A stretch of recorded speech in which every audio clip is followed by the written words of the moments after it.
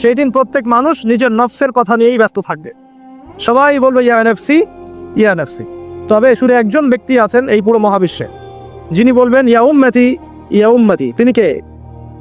আমাদের প্রিয় নবী মুহাম্মদ রাসূলুল্লাহ সাল্লাল্লাহু আলাইহি ওয়াসাল্লাম, এই একমাত্র মানুষ যিনি আল্লাহ পাকের সামনে কিয়ামতের মাঠে বলবেন ইয়া উম্মতি ইয়া উম্মতি, হে আল্লাহ আমার উম্মত, হে আল্লাহ আমার উম্মত।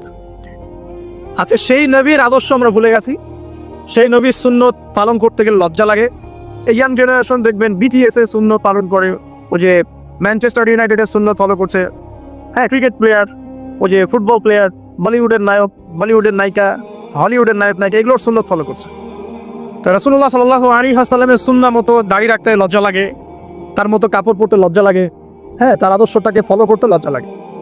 অথচ সেই মানুষটাই কিয়ামতের মাঠে এই উম্মতের পক্ষে কথা বলবেন যে হে আল্লাহ আমার উম্মত, আমার উম্মত।